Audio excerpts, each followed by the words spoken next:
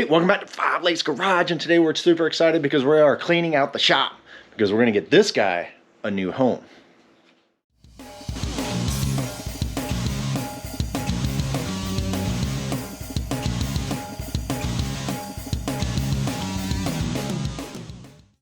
All right, today we're working on this 2009 Yamaha two-stroke 25 horse engine. Now this has a slight bit of a history. This one actually went swimming. Paul was riding down the lake, and then he's like, man, this thing kind of has a little vibration. What's going on? Pulled it back, went back to idle, and the thing popped off the back of the transom and went swimming. According to him, it was a chore to get it back on the boat. This thing gets really heavy when it gets full of water. Now, we were kind of really nervous that it was actually did some internal damage because you cannot compress water like you do air. So if it's running, gets in the water, gets in the intake, you could hydrolock the engine. Turns out, actually I don't see any major damage on this thing, except for the carburetors. Carburetors were full of junk.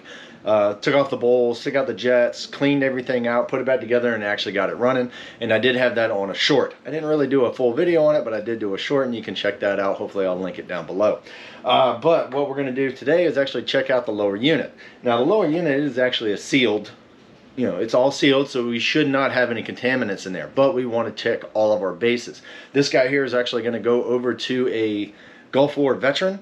He's a Navy guy, and we want to make sure that this thing is going to run, hopefully, with zero incident. So hopefully he'll be coming by later to go ahead and pick this thing up. We did cut him a good deal because he is one of our veterans, and I have a sore spot for especially Navy veterans since my dad was in the Navy for almost 30 years. So we're just going to be checking this thing out. I'm pretty sure it's fine, but we're going to find out. Once we get that done, we're going to clean it. This thing is disgusting. It's been sitting in the shop way too darn long. It's even got sawdust on the damn thing. But anyway, so a couple of the tools that you're actually going to need. Now, you're going to need a screwdriver.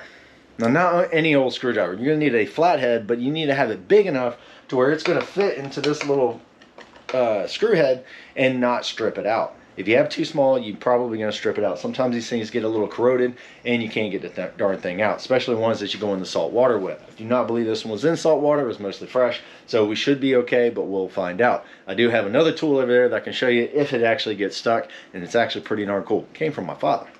Anyway, then you're going to need some oil. Make sure you get the right oil. This stuff here is some Quicksilver stuff. No, it is not a sponsor, but I use this stuff on the Tower Power, and if it's good enough for that, it's good enough for just about anything. And if it's not, let me know, then I'll swap it out. But in order to put oil in this thing, it's a little bit weird, so you need a pumper. This is a little pumper. It sits on the top of the actual canister, pump, pump, pump, and we're going to be going it from the bottom, working its way up until it comes out the overflow. I'm going to show you that here in a second.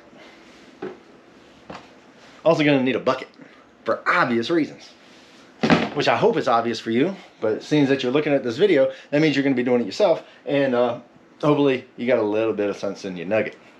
So now the first thing we're going to do is actually going to take our screwdriver, and hopefully these screws are not galled up. All right, and these are the screws that we actually were going to be dealing with. So we got one right here. I'm going to try this left-handed because I am not left-handed. Oh, that's nice. If you look at it, it looks like somebody did move this before and used a small screwdriver, and you can see it kind of dinged up. That's what I was saying, use a big one. This right here is actually going to be your drain as well as your fill. And let's see. Oh, look at that. That's going to be awesome. All right, so that makes me super excited. They're not all messed up, because if you try to really force that thing, you're gonna strip it out. That is not gonna be cool. That is aluminum, and you got a metal, you got a steel screwdriver. It could mess it up. Aluminum is pretty soft. But if they were kind of stuck, you can use a tool like this. And what this thing does, you got your regular flathead, just like anything else. You're gonna stick it up there, and then you're gonna twist this like you're loosening it up, and then you're gonna hit it with a hammer. And all this really is that it will shock it. Make sure it stays in, and every time you hit it, it's almost like using the impact. So this thing is great. You can pick this up almost anywhere, but I wonder what the name of this thing is. I think this thing is older than I am. It has to be older than I am. It says made in the USA. And as you know, nothing's made here anymore. So anyway, let's get this guy jacked down and go ahead and drain the fluid. Alrighty. So All we're gonna do now is open up both of the screws and then just let it drain out. Now, just know that as soon as you get the top one out, you're gonna let air into it, so then it'll just flow out pretty easily. So what I'm gonna do is actually tilt it up just a bit to get the bottom one out first, because it'll only trickle a little bit until I open up that top one. And I probably should get my glasses on because I can't see squat. All right, ooh, that looks good. All right, so let's flow. Take the top one out. Oh, that looks good. That's not bad at all. I can put a light on it. So it doesn't look contaminated, but we're just gonna go ahead and swap it out anyway. All right, so that is actually a really good sign. So that means no contaminants got into the lower unit, but we want to make sure and have it a really long life, so that's why we're going to go ahead and replace it anyway. I got the oil. That's what it is. So that's going to take a few minutes to actually completely drain out, and we'll come back and fill it up because that is a little bit different than normal. You probably seen me do it on the Tower of Power, but this is a 25. Still works the same. Hey, thanks for watching the show. Hey, if you need some outdoor speakers, indoor speakers, whichever, go ahead over to Handui and go ahead and get you 10% off. But if you need some LED lights for your trucks, your tractors, whatever, go over to Exito and get you 15% off. All the promo codes are down and below. Don't forget to hit the like. Don't forget to hit the subscribe. And we'll catch you later. Enjoy the show. I gotta clean up.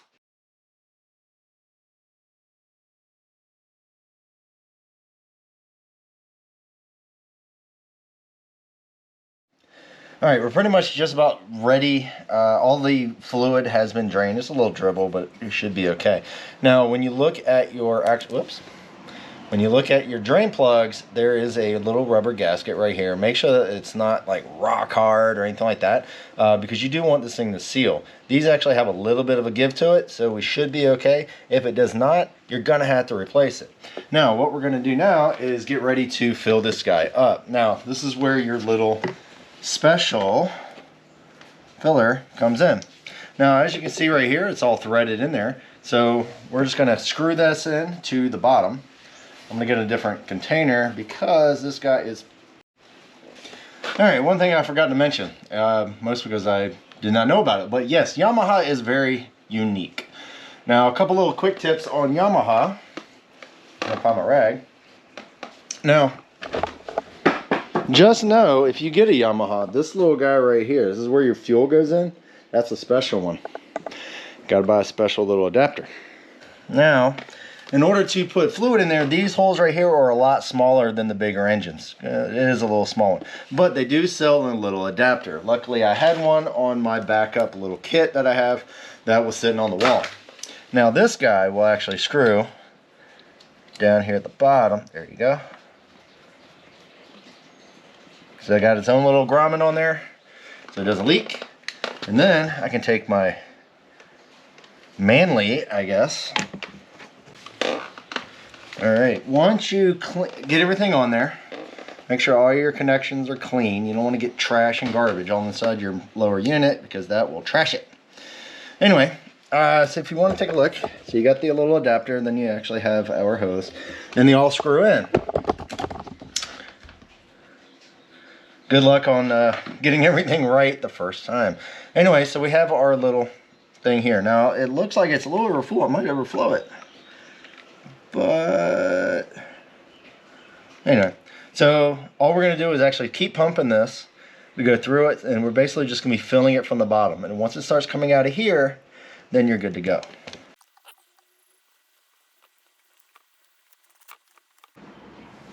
There you go. So now we're flowing out of the overflow vigorously. So, I'll put this guy down.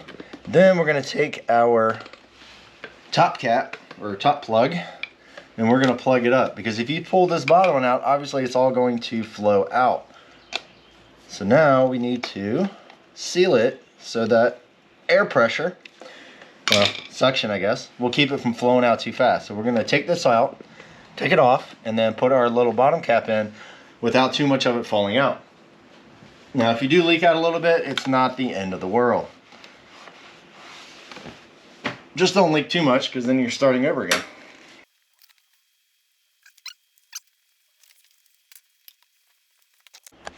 See, now that's basically it for changing out the lower unit fluid. It's not that difficult. You can do it. Now, this guy, I'm gonna take it out front, put some bunny ears on it, and just crank it up one more time just to make sure she is 100%. But first, we're gonna go ahead and clean it. Now, you probably saw me just kind of dorking around with it while I was waiting for the oil to drain. And I have to say, the original Windex should be in everybody's toolbox. I love this stuff. No, it's not a sponsor. But some areas that you go to, like when I go to the coast and I go to the Opium River, there's like this nasty film that's on the top of the water. And it will get onto your boat and you will not be able to get it off. I went there one time, I did do a short on it. I was like, man, Windex for the win. Only because I was using soap, I was using a pressure washer, I was trying to get this stuff off. I tried to wipe it down as soon as I took it out of the water, could not get the ring off the bottom of the boat. I grabbed a hold of some Windex and it would look like an infomercial. Squirt, squirt, wait a second, took a rag, and boom, gone. Love this stuff. I'm pretty sure it's the ammonia that it actually puts in here, but it cuts right through it and it is great. Now this thing earlier had a film right around here. I guess that's where the water was sitting, and took it right off. It's awesome. All right, we're gonna go ahead and wipe this thing down all the way, and then we're gonna go ahead and get it running and make sure all that fluid is wrapped around all of the gears and we are in good shape. And don't forget to wipe it all down before you put in the water, because you don't want the oil contaminating the water and contaminating my ecosystem. And if you mess up my ecosystem, that messes up my fish. Don't mess with my fish. Anyway, let's get it wiped down. Oh my gosh, I'm excited.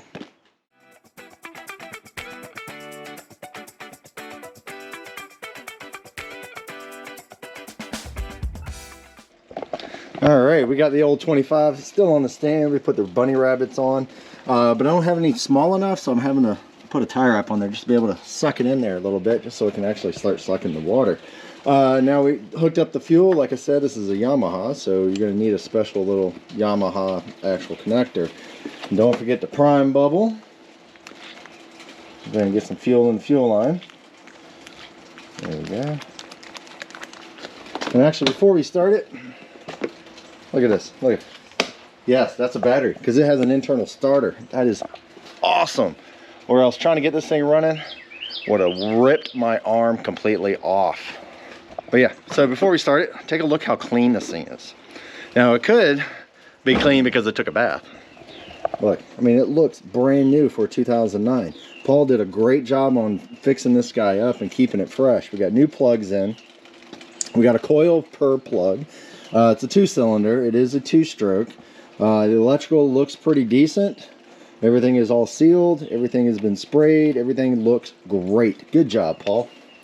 Now for the fuel pump, you got your fuel filter, which we pull all this off before and kind of clean all that out.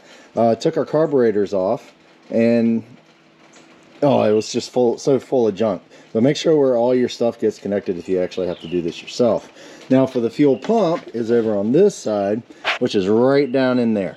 Now all that really is just a diaphragm that vibrates and it sucks the fuel. That's why you need to have a priming bulb, because it will basically does exactly what it says. It primes fuel all through the fuel line into your filter all the way back to the fuel pump, so it actually has something to pump. It's like, so anyway, let's see if we can get this guy running. Get some water on. Alrighty. Now you got water flowing. One thing that you always want to make sure is that your handle is on the starting position. Looks just like that. Before I had it like this, would not start, driving me nuts.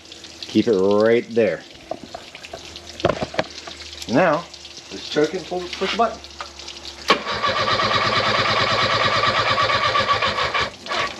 Okay, after we charge up the battery. Also, don't forget your kill switch. Gosh, what an idiot. Alright, now let's see.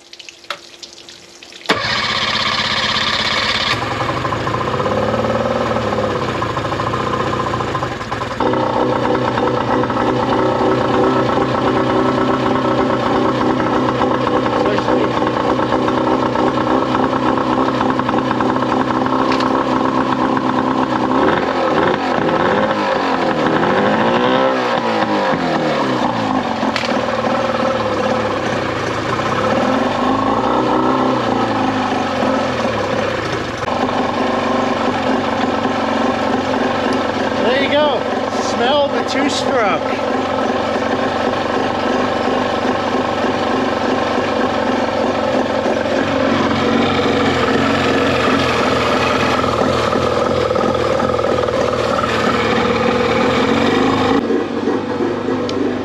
All right, there you have it. It's a little 25 horse, little Yamaha. I'm gonna call the Yamahas the Ford engines of the boating community, because you need so many special tools. You need a special little connector just to put oil in it. You need a special connector for the fuel. I haven't gone into it too much because I'm sure there's some other special things that you're gonna need for this guy. But if you wanna see some other stuff, check out the channel. I still have that Yamaha. I know it runs, but I'm gonna need to make a video on it, clean it up a little bit. It was sitting on my brother's little pontoon boat that's been sitting there forever. And like I said, it does run, but it needs a little bit of love. So check that out on the channel coming up real soon. Take it easy, have fun, get out there and work on your own stuff, maintain it so it will last you a really long time. And this guy's ready for Mr. John. Come on, John, come on, pick it up.